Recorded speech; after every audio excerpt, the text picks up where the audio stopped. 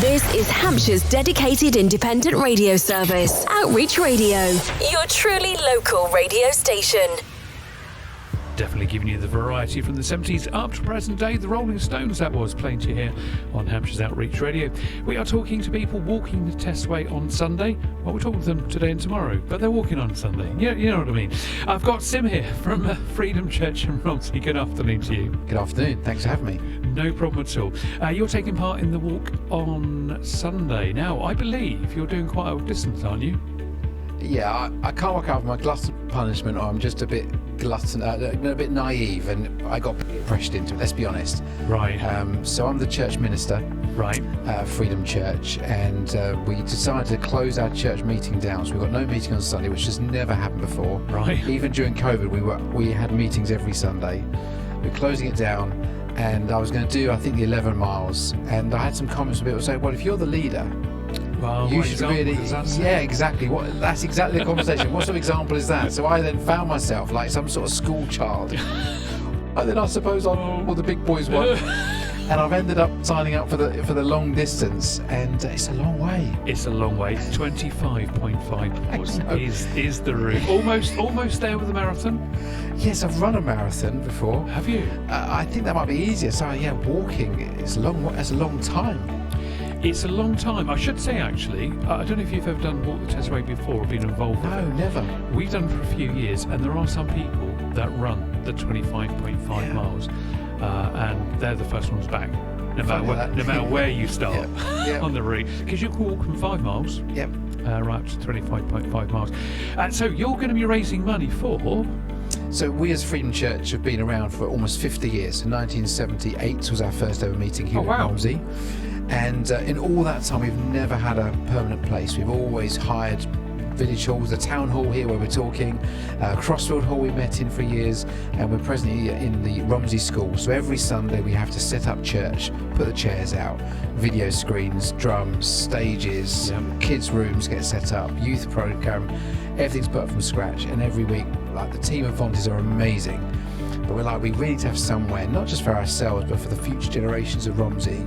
And, you know, there has been no new church being built in Romsey for almost 100 years, you know. So the newest building, church building, is getting pretty old now. And you know, we're not trying to compete with the Abbey. They've done 900 plus. They're doing pretty well. They know what they're doing. But could we build something for the next generation, for the 50, 60, 100 years of...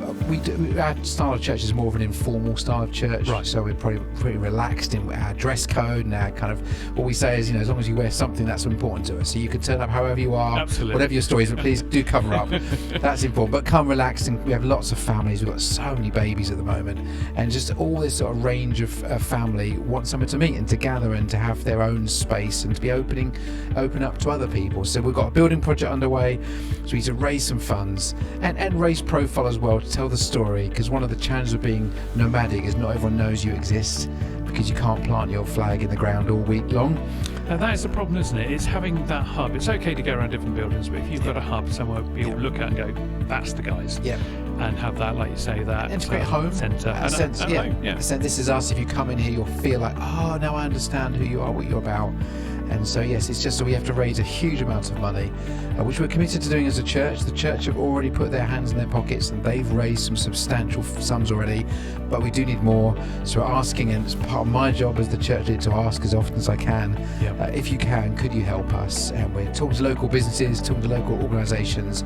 And yes, we're closing our service on Sunday. I think there's over 80 of us walking, plus another bunch of people who are supporting through volunteering and so forth on the day, and you'll see us dressed in bright pink t-shirts, which looks great on radio. And absolutely. Well, we'll be there anyway, so we'll be able to say with these wonderful pink t-shirts. You must have one of the biggest teams, I'd have thought, in the walk. We're either the first or the second. I think there was some pretty... I think Mountbatten Hospice was running us pretty close. Oh, they do actually bring a lot of people. They do. So I think there's a little healthy competition. But, you know, it's part of the fun. And for us, we could have done something different. We thought, let's join in with the local community. We're very keen that what we do isn't just Freedom Church building something for Freedom Church. Our whole ethos, we run the local food bank, we run a debt service, we try and help families in times of crisis. And our belief as Christians, we want to make a difference to the place where we live and not just have a private faith that doesn't affect anyone else. And so we're very keen that our building is something for other people. So when we had this idea, can we raise funds, let's join in with other community activities that's already happening, rather than create our own event or our own activity. Of course, yeah. And we're looking forward to it. A number of our church have done the Testway walk before and said, we could jump in on this, it'd be great. And I'm like, it's on a Sunday. I mean, there's like some sacrosanct things here going on. But my leadership team, let's do it. Now, surely in this IT modern age, you could all be on your phones. You could do it via some sort of online. You could still do the service during the walk. Yes. We do go online every single week. We do. I mean, it always amazes me how many people watch online and from different countries and stuff. So ever since COVID, we carried on doing the online streaming. So every Sunday you can log in and watch Freedom Church online. And you're absolutely right. We could have carried on with it. We could have but I wanted the church to also take this seriously as well and go, we're going to get involved and participate. So I could have just gone, those who want to could walk and those who don't can just stay behind.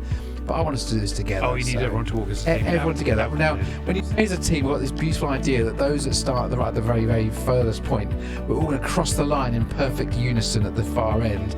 But the reality is we obviously all walk different speeds and different length of legs. You do. What you need is one of those apps that kind of puts everyone where they are, and then everyone can speed up or slow down to come over the line as a team of 80 and go, we're here. Amazing. Yeah, that would be good, wouldn't it? Yeah. How much more money do you need to raise for the project? So the building itself is going to cost over £6 million. It's a huge number. All right, so we are right at the start of this journey. We got planning permission that was approved in January this year after 2 years of negotiating all those systems. Sure. And so we've got this 3-acre plot of land. We've got planning that's been given. We now need to kind of finalise that planning and start the work, but we are also raising funds. So yes, it's going to be a big shift. And, it's ongoing. I would love someone to come out of the woodwork with a beautiful blank check. But the reality is it's going to be piece by piece. We'll just raise the funds. I mean, our biggest enemy is inflation, and so the sooner we get this done, the more we keep our costs under control. So yes, we're trying to not raise the 6 million. We'll get a loan for some of it. We're also looking for funding from other sources, from lottery grants and so forth. But we do need to raise substantial money. I think in the region of about £2 million minimum to get ourselves started. So the church will probably do half of that, but we still need more above and beyond. So you go. So it's going to be a kind of running as you go, as you get the money, a bit will be built, and then you get some more, and that will continue. And hopefully, as they build it, the funds will come in, so it will just be quite smooth rather than starting and stopping. Is that what you're? Well, you're getting on to one of my favourite topics, the topic of faith. And so, faith. Jesus said in the Bible, if you have faith as small as a mustard seed, that you can do incredible things. And so we've got faith. We believe this is what we're called to do into the next step.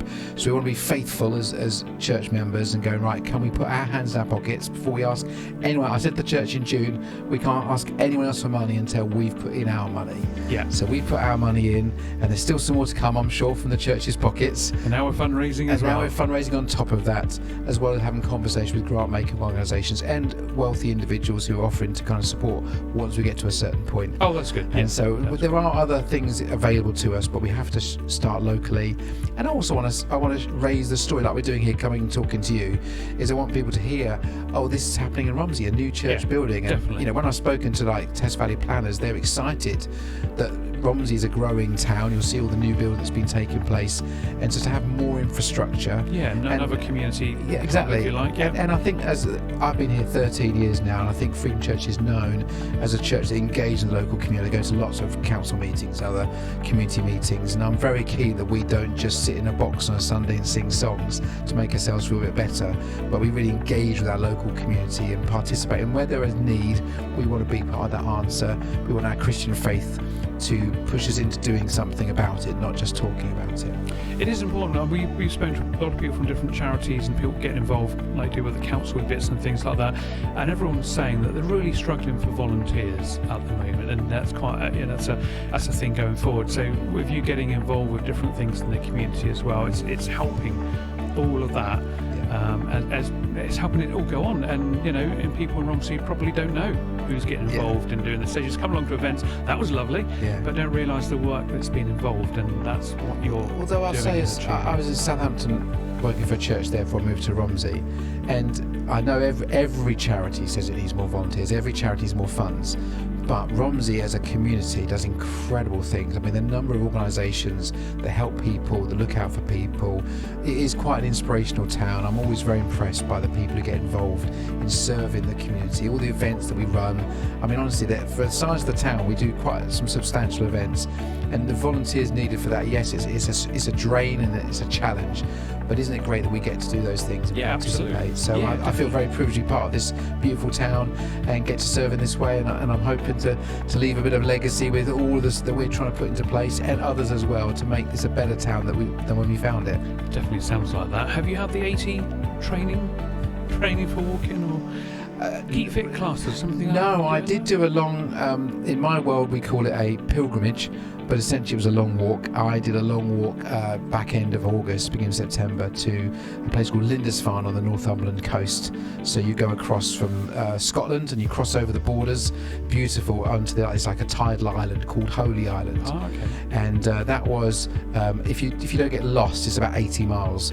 So I did that over 4 days, about 17. If you get lost, it could be hundreds. Exactly. And that's my concern with Sunday. If we get lost, it could be even longer. That was quite hilly, to be fair, but we did 4 days, myself and another minister friend of mine, and about 17 miles a day. So it's a bit of a warm-up. But a bit like running a marathon, you never run the full marathon beforehand. So you know you're good for it. So I'm tapering. That's the word. Good for it. We've done it for a few years, and the amount of people that have done the full walk, they haven't trained. We've spoken to them before. That's fine. I walk the dog. How hard can it be? And then they can barely walk across the finish line, and they're in flip-flops and that kind of thing. So none of that from your lot. Well, no, there's been a lot of. We got a WhatsApp group going. There's a lot of people who have been practicing, which is a funny thing to think about, because we've all been walking for years. I know. Let's practice how left foot, then the right foot. And you're right. It's at one level, it's not difficult, but it's just a much longer walk than most people do. It's the endurance bit. And I was talking to someone the other day who just did the Ironman at the weekend. And they were saying how to sort of get all your carb loading correct, and managing all the food and the drink and stuff, and to make sure that you're not sort of going out with not enough water or having no snacks. And so little things can make a big difference. And so I'm sure there'll be a pub or two we can pop up by and have a little quick something like that. There's definitely that. We spoke earlier on, actually, just very quickly, because the Rotary Club Romsey test arrange it, or they marshal their signs and everything else. And for the long walkers, they say the biggest problem is getting people out the pubs into Stockbridge, which is kind of halfway-ish, I guess. Because once you've had a lunch, you've sat down, and this is nice. Yeah. Well, I'm hoping that the Stockbridge, they could actually have a table of drinks outside, and you can tap and go. Yeah, that's a good idea. That'd be a great idea. You could walk along with a refreshing pint of something. That'd be great. Now, on Sunday, we'll be there playing music. Welcome everyone back into the park where the medals are going on, everything else. Will you come and talk to us afterwards and let us know how you feel and how you've got on as a team? If I can still talk, then yes, we would love to. We're very keen, like I said, to share the story, but also be part of our local community. And if we can come and speak to you guys afterwards, you'll spot us. We'll be the slightly sweaty, bedraggled pink T-shirt. Pink T-shirt brigade. Yes. I'm hoping the weather looks okay for Sunday, so it's going to be all right. It didn't, but now I think it's edging on the okay now. I'm always optimistic, so I'm thinking it'll be okay. Definitely, I'm sure. I just find the right weather app to the one that suits my I do that. Yeah, I definitely do that. Well, we'll see you again on Sunday, and thank you very much for coming. Thank you for your time. Thank you very much. Broadcasting on FM, on DAB Plus across Hampshire and surrounding areas, on your smart speaker, or online at outreachradio.co.uk. This is Outreach Radio, your truly local radio station.